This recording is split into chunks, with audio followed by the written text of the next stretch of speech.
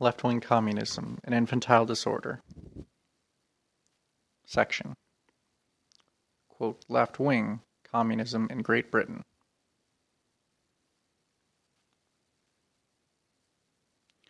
There is no Communist Party in Great Britain as yet, but there is a fresh, broad, powerful, and rapidly growing communist movement among the workers, which justifies the best hopes. There are several political parties and organizations: the British Socialist Party, the Socialist Labour Party, the South Wales Socialist Society, the Workers' Socialist Federation, which desire to form a communist party and are already negotiating among themselves to this end. In its issue of February 21st, 1920, the Workers' Dreadnought, weekly organ of the last of the organizations mentioned, carried an article by the editor, Comrade Sylvia Pankhurst, entitled, quote, Towards a Communist Party. The article outlines the progress of the negotiations between the four organizations mentioned for the formation of a united Communist Party on the basis of affiliation to the Third International, the recognition of the Soviet system instead of parliamentarism, and the recognition of the dictatorship of the proletariat. It appears that one of the greatest obstacles to the immediate formation of a united Communist Party is presented by the disagreement on the questions of participation in Parliament and on whether the new Communist Party should affiliate to the old trade unionist, opportunist, and social chauvinist Labour Party, which is mostly made up of trade unions. The Workers' Socialist Federation and Socialist Labour Party are opposed to taking part in parliamentary elections and in Parliament, and they are opposed to affiliation to the Labour Party. In this, they disagree with all, or with most of the members of the British Socialist Party, which they regard as right-wing of the Communist parties in Great Britain. See Sylvia Pankhurst's article.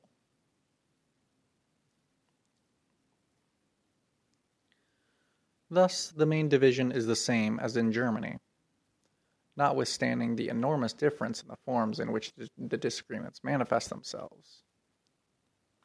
In Germany, the form is far closer to the Russian than it is in Great Britain, and in a number of other things.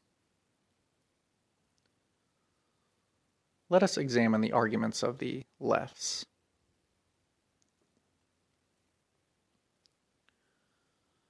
On the question of participation in Parliament, Comrade Sylvia Pankhurst refers to an article in the same issue by Comrade Gallagher, who writes in the name of the Scottish Workers' Council in Glasgow. The above council, he writes, beginning of long quote, is definitely anti-parliamentarian, and has behind it the left wing of the various political bodies. We represent the revolutionary movement in Scotland, striving continually to build up a revolutionary organization within the industries, in various branches of production, and a communist party based on social committees throughout the country. For a considerable time, we have been sparring with the official parliaments. We have not considered it necessary to declare open warfare on them, and they are afraid to do an open attack on us. But this state of affairs cannot long continue. We are winning all along the line. The rank and file of the ILP in Scotland is becoming more and more disgusted with the thought of Parliament, and the Soviets, the Russian word transliterated into English is used, or workers' councils, are being supported by almost every branch. This is very serious, of course, for the gentlemen who look to politics for a profession, and they are using any and every means to persuade their members to come back into the parliamentary fold. Revolutionary comrades must not, all the italics are the authors, give any support to this gang. Our fight here is going to be a difficult one. One of the worst features of it will be the treachery of those whose personal ambition is a more impelling force than their regard for the revolution. Any support given to parliamentarism is simply assisting to put power into the hands of our British Scheidemans and Nosks. Henderson, Kleins, and company are hopelessly reactionary. The official ILP is more and more coming under the control of middle-class liberals, who have found their spiritual home in the camp of Messrs. MacDonald, Snowden, and company. The official ILP is bitterly hostile to the Third International. The rank and file is for it. Any support to the parliamentary opportunists is simply playing into the hands of the former. The BSP doesn't count at all here. What is wanted here is a sound revolutionary industrial organization and a communist party working along clear, well-defined scientific lines. If our comrades can assist us in building these, we will take their help gladly. If they cannot, for God's sake, let them keep out altogether, lest they betray the revolution by lending their support to the reactionaries, who are so eagerly clamoring for parliamentary honors. The question mark is the authors, and who are so anxious to prove that they can rule as effectively as the boss class politicians themselves. End of quote.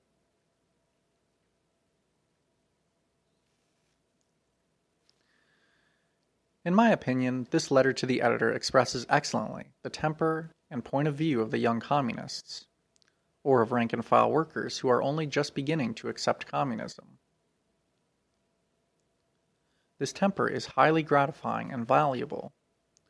We must learn to appreciate and to support it, for, in its absence, it would be hopeless to expect the victory of the proletarian revolution in Great Britain, or in any other country for that matter. People who can give expression to this temper of the masses, and are able to evoke such a temper, which is very often dormant, unconscious, and latent among the masses, should be appreciated and given every assistance. At the same time, we must tell them openly and frankly that a state of mind is by itself insufficient for leadership of the masses in a great revolutionary struggle, and that the cause of the revolution may well be harmed by certain errors that people who are most devoted to the cause of revolution are about to commit or are committing. Comrade Gallagher's letter undoubtedly reveals the rudiments of all the mistakes that are being made by the German left communists, and were made by the Russian left Bolsheviks in 1908 and 1918.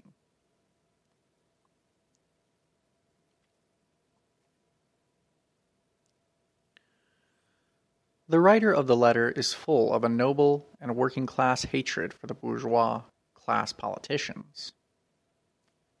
A hatred understood and shared, however, not only by proletarians, but by all working people, by all kleinen Leuten, to use a German expression. In a representative of the oppressed and exploited masses, this hatred is truly the, quote, beginning of all wisdom, the basis of any socialist and communist movement and its success. The writer, however, has apparently lost sight of the fact that politics is a science and an art that does not fall from the skies or come gratis, and that, if it wants to overcome the bourgeoisie, the proletariat must train its own proletarian class politicians, of a kind in no way inferior to bourgeois politicians.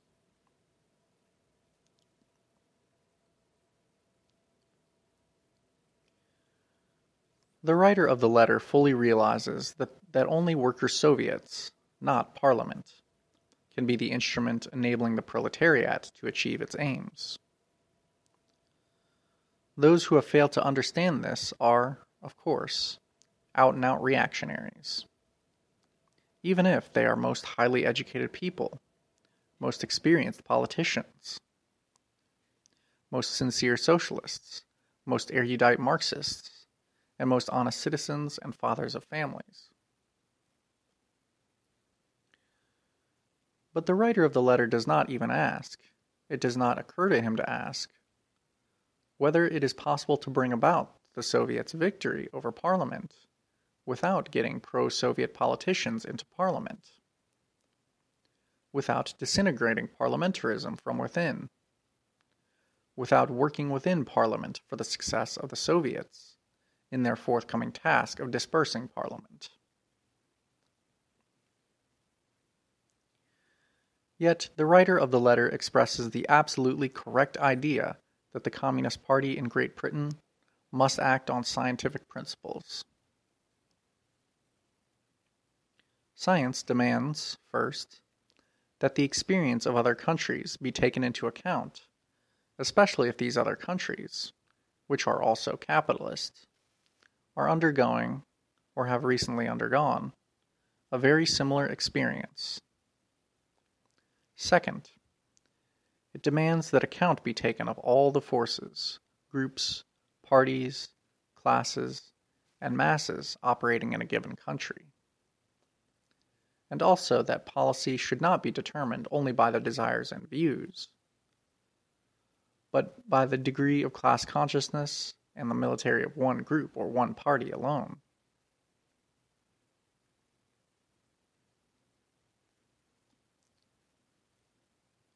It is true that the Hendersons, the Kleinses, the MacDonalds, and the Snowdens are hopelessly reactionary. It is equally true that they want to assume power, though they would prefer a coalition with the bourgeoisie, that they want to, quote, rule along the old bourgeois lines, and that when they are in power, they will certainly behave like the Scheidemans and Nosks. All that is true. But it does not at all follow that to support them means treachery to the revolution. What does follow is that, in the interests of the revolution, working-class revolutionaries should give these gentlemen a certain amount of parliamentary support. To explain this idea, I shall take two contemporary British political documents. One, the speech delivered by Prime Minister Lloyd George on March 18, 1920, as reported in the Manchester Guardian of March 19, 1920, and two, the arguments of a, quote, left communist, Comrade Sylvia Pankhurst, in the article mentioned above.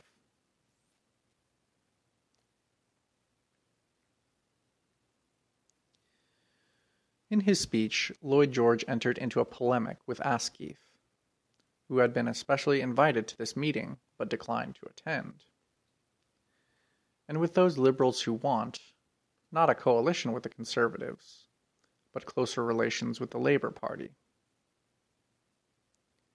In the above-quoted letter, Comrade Gallagher also points to the fact that liberals are joining the independent Labour Party. Lloyd George argued that a coalition, and a close coalition at that, between the Liberals and Conservatives was essential. Otherwise, there might be a victory for the Labour Party, which Lloyd George prefers to call socialists, and which is working for the, quote, common ownership of the means of production. It is known as communism in France, the leader of the British bourgeoisie said, putting it popularly for his audience. Liberal MPs who probably never knew it before. In Germany it was called socialism, and in Russia it was called Bolshevism, he went on to say. To liberals, this is unacceptable on principle, Lloyd George explained, because they stand in principle for private property. Quote, civilization is in jeopardy, the speaker declared, and consequently liberals and conservatives must unite.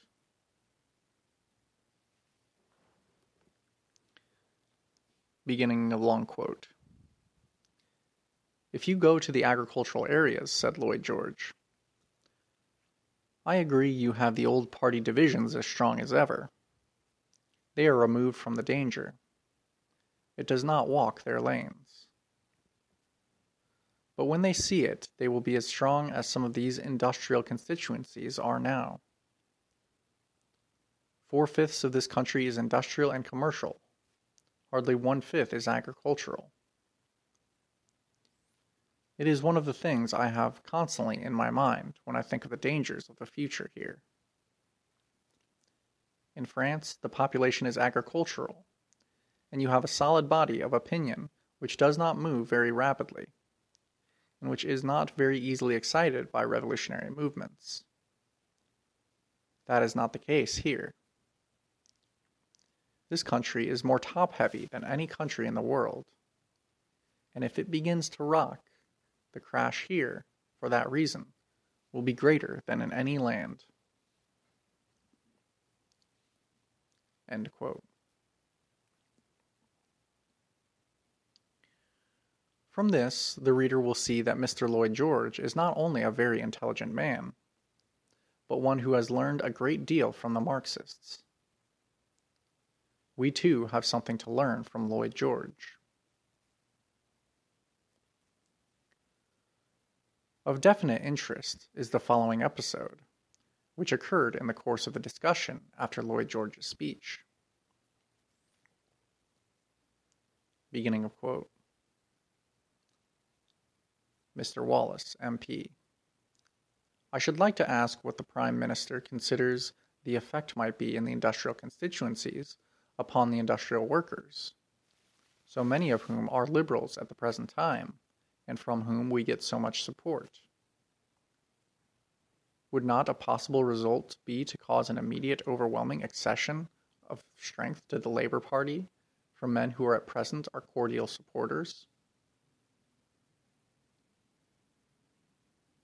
Quote, Lloyd George's response. I take a totally different view. The fact that liberals are fighting among themselves undoubtedly drives a very considerable number of liberals in despair to the Labour Party, where you get a considerable body of liberals, very able men, whose business it is to discredit the government. The result is undoubtedly to bring a good accession of public sentiment to the Labour Party. It does not go to the liberals, who are outside. It goes to the Labour Party. The by-elections show that. End of quote.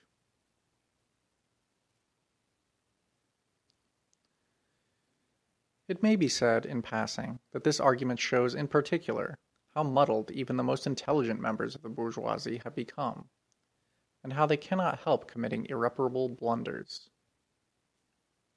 That, in fact, is what will bring about the downfall of the bourgeoisie. Our people, however, may commit blunders, provided, of course, that they are not too serious and are rectified in time. And yet, in the long run, we'll prove the victors.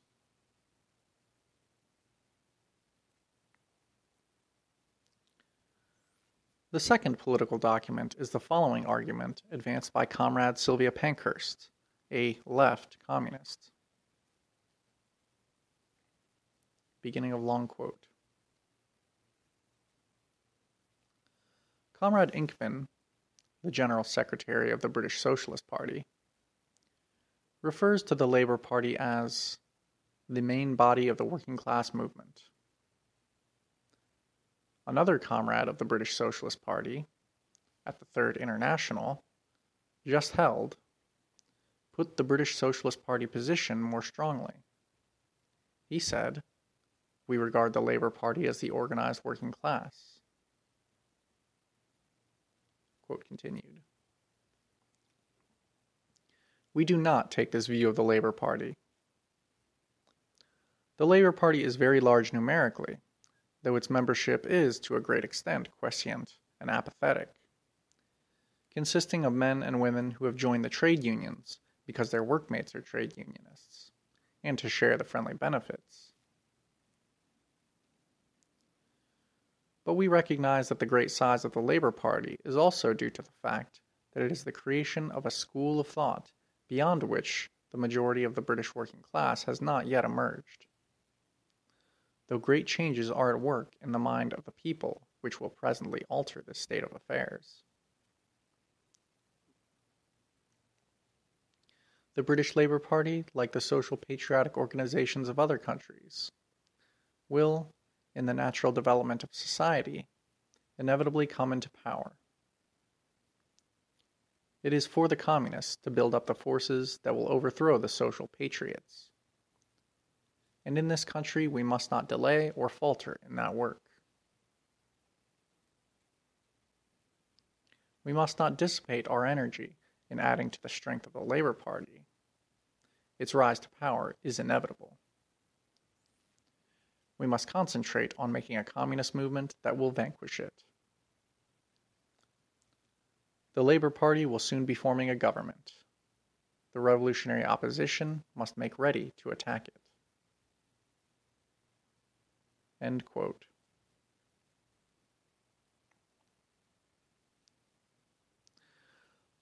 Thus, the liberal bourgeoisie are abandoning the historical system of two parties of exploiters, which has been hollowed by centuries of experience and has been extremely advantageous to the exploiters, and consider it necessary for these two parties to join forces against the Labour Party.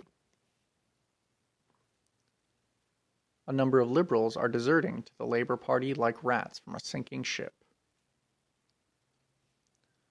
The left communists believe that the transfer of power to the Labour Party is inevitable, and admit that it now has the backing of most workers.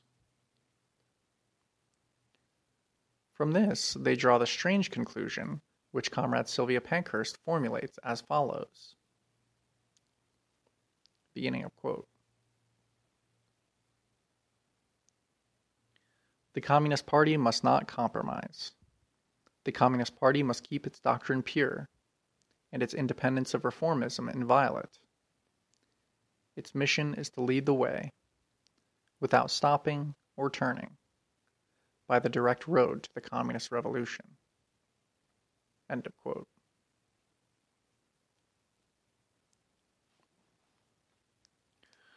On the contrary, the fact that most British workers still follow the lead of the British Kerenskys or Scheidemans, and have not yet had experience of a government composed of these people, an experience which was necessary in Russia and Germany, so as to secure the mass transition of the workers to communism, undoubtedly indicates that the British communists should participate in parliamentary action, that they should, from within Parliament, help the masses of the workers see the results of a Henderson and Snowden government in practice, and that they should help the Hendersons and Snowdens defeat the united forces of Lloyd George and Churchill. To act otherwise would mean hampering the cause of revolution, since revolution is impossible without a change in the views of the majority of the working class,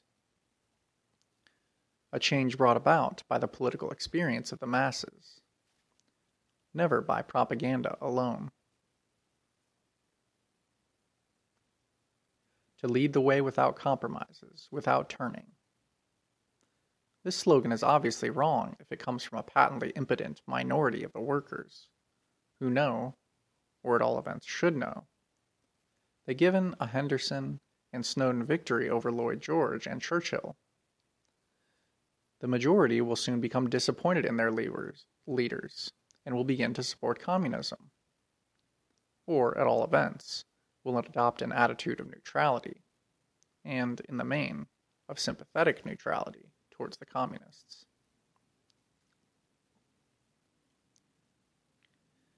It is as though 10,000 soldiers were to hurl themselves into battle against an enemy force of 50,000, when it would be proper to halt, take evasive action, or even effect a, quote, compromise, so as to gain time until the arrival of the 100,000 reinforcements that are on their way, but cannot go into action immediately.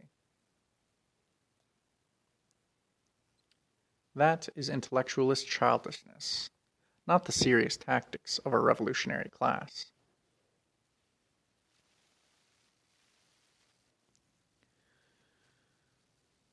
The fundamental law of revolution, which has been confirmed by all revolutions, and especially by all three Russian revolutions in the 20th century, is as follows. For a revolution to take place, it is not enough for the exploited and oppressed masses to realize the impossibility of living in the old way, and demand changes. For a revolution to take place, it is essential that the exploiters should not be able to live and rule in the old way.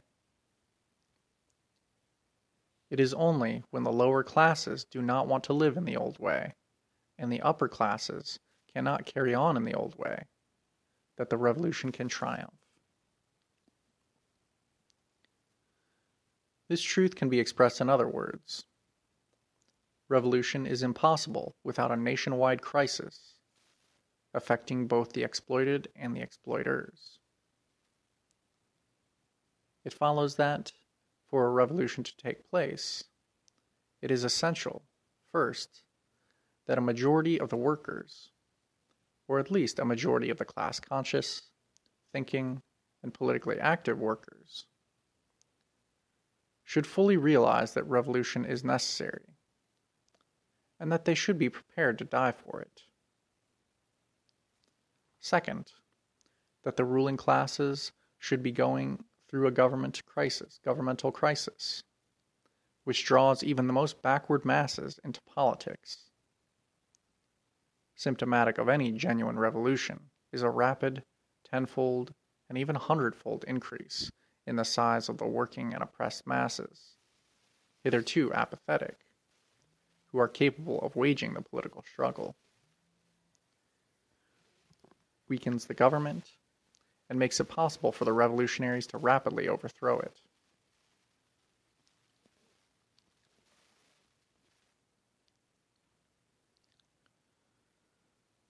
Incidentally, as can also be seen from Lloyd George's speech, both conditions for a successful proletarian revolution are clearly maturing in Great Britain.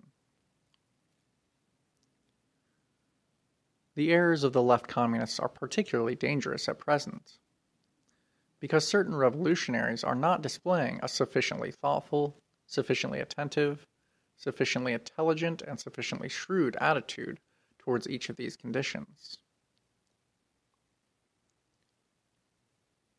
If we are the party of a revolutionary class, and not merely a revolutionary group, and if we want the masses to follow us, and unless we achieve that, we stand the risk of remaining mere windbags, we must, first, help Henderson or Snowden to beat Lloyd George and Churchill, or rather, compel the former to beat the latter, because the former are afraid of their victory. Second, we must help the majority of the working class to be convinced by their own experience that we are right, that the Hendersons and Snowdens are absolutely good for nothing, that they are petty bourgeois and treacherous by nature, and that their bankruptcy is inevitable. Third, we must bring near the moment when, on the basis of the disappointment of most of the workers in the Hendersons, it will be possible, with serious chances of success, to overthrow the government of the Hendersons at once. Because if the most astute and stolid Lloyd George, that big, not petty, bourgeois, is displaying consternation, and is more and more weakening himself, and the bourgeoisie as a whole, by his, quote, friction with Churchill today and asketh tomorrow. How much greater will be the consternation of a Henderson government?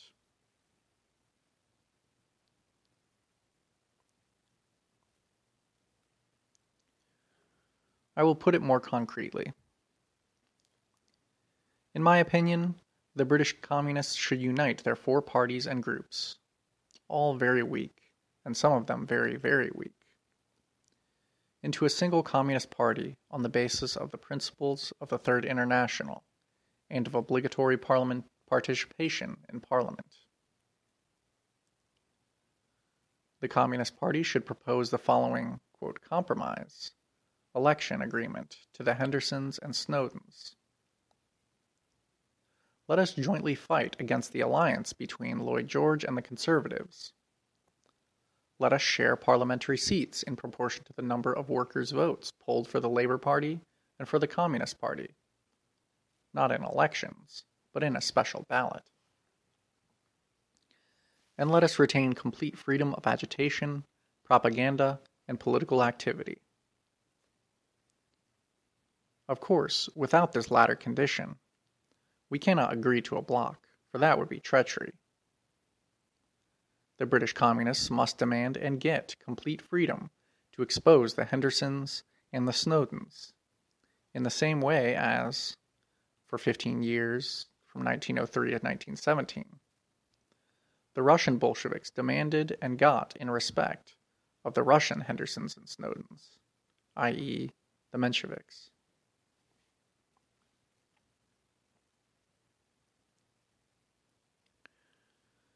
If the Hendersons and the Snowdens accept a bloc on these terms, we shall be the gainers, because the number of parliamentary seats is of no importance to us. We are not out for seats. We shall yield on this point, whilst the Hendersons, and especially their new friends, or new masters, the Liberals, who have joined the Independent Labour Party, are most eager to get seats. We shall be the gainers, because we shall carry our agitation among the masses, at a time when Lloyd George himself has incensed them. And we shall not only be helping the Labour Party to establish its government sooner, but shall also be helping the masses sooner to understand the communist propaganda that we shall carry on against the Hendersons, without any reticence or omission.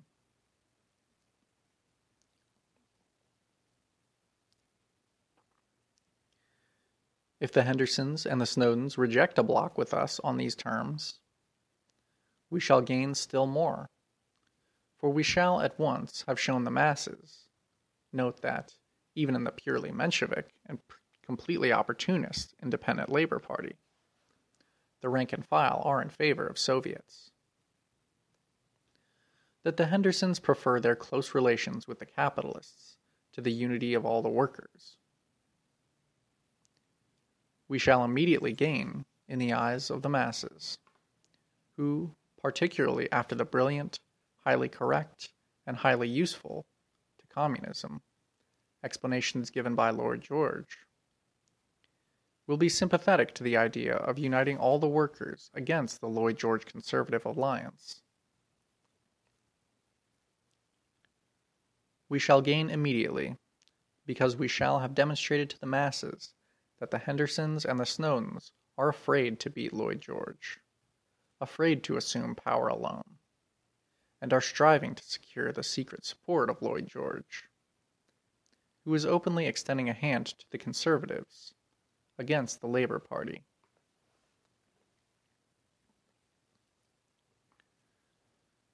It should be noted that in Russia, after the Revolution of February 27, 1917, Old Style, the Bolsheviks' propaganda against the Mensheviks and Socialist Revolutionaries, i.e. the Russian Hendersons and Snowdens, derived benefit precisely from a circumstance of this kind.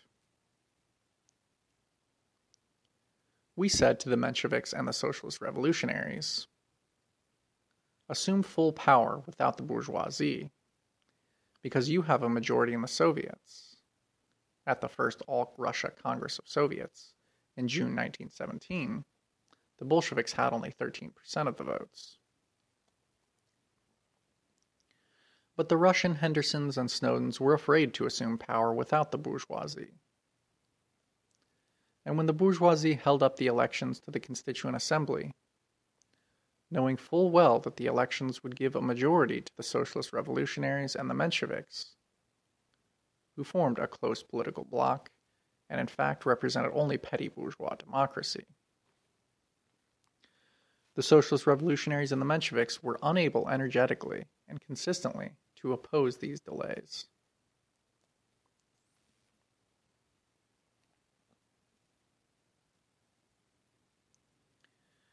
If the Hendersons and the Snowdens reject a bloc with the Communists, the latter will immediately gain by winning the sympathy of the masses and discrediting the Hendersons and Snowdens. If, as a result, we do lose a few parliamentary seats, it is a matter of no significance to us.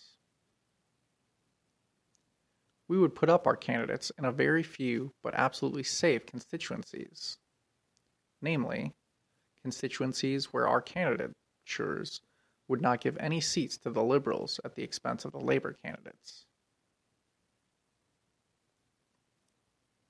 We would take part in the election campaign, distribute leaflets agitating for communism, and in all constituencies where we have no candidates, we would urge the electors to vote for the Labor candidate and against the bourgeois candidate. Comrades Sylvia Pankhurst and Gallagher are mistaken in thinking that this is a betrayal of communism, or a renunciation of the struggle against the social traitors. On the contrary, the cause of communist revolution would undoubtedly gain thereby.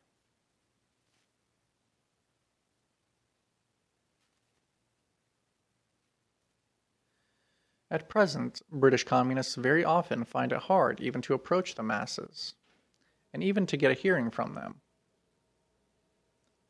If I come out as a communist and call upon them to vote for Henderson and against Lloyd George, they will certainly give me a hearing. And I shall be able to explain in a popular manner not only why the Soviets are better than a parliament, and why the dictatorship of the proletariat is better than the dictatorship of Churchill, disguised with the signboard of bourgeois, quote, democracy, but also that, with my vote, I want to support Henderson in the same way as the rope supports a hanged man, that the impending establishment of a government of the Hendersons will prove that I am right, will bring the masses over to my side, and will hasten the political death of the Hendersons and the Snowdens, just as was the case with their kindred spirits in Russia and Germany.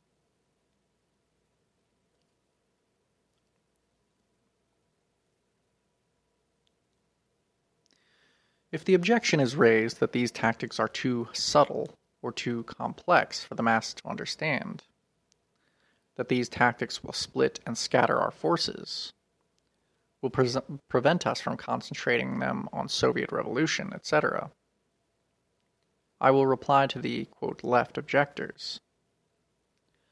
Don't ascribe your doctrinarism to the masses.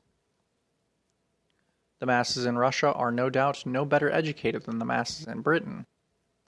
If anything, they are less so. Yet the masses understood the Bolsheviks, and the fact that, in September 1917, on the eve of the Soviet Revolution, the Bolsheviks put up their candidates for a bourgeois parliament, the Constituent Assembly.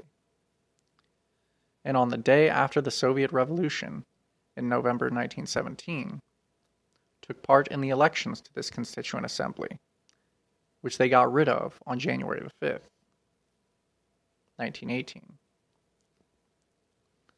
This did not hamper the Bolsheviks, but on the contrary helped them.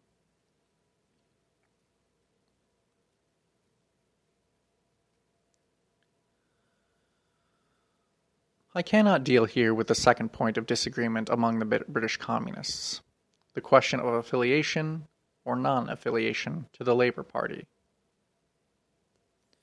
I have too little material at my disposal on this question, which is highly complex because of the unique character of the British Labour Party, whose very structure is so unlike that of the political parties usual in the European continent.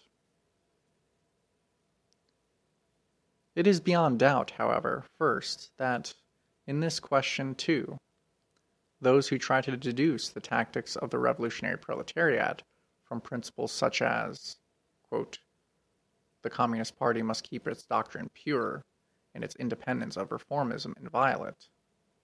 Its mission is to lead the way, without stopping or turning, by the direct road to the communist revolution, end quote, will inevitably fall into error. Such principles are merely a repetition of the mistake made by the French Blanquist communards, who, in 1874, quote, repudiated all compromises and all intermediate stages. Second, it is beyond doubt that, in this question too, as always, the task consists in learning to apply the general and basic principles of communism to the specific relations between classes and parties, to the specific features in the objective development towards communism, which are different in each country, and which we must be able to discover, study, and predict.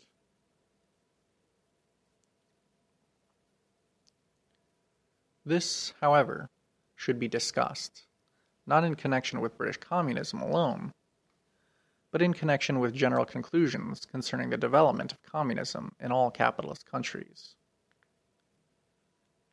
We shall now proceed to deal with this subject. End of section.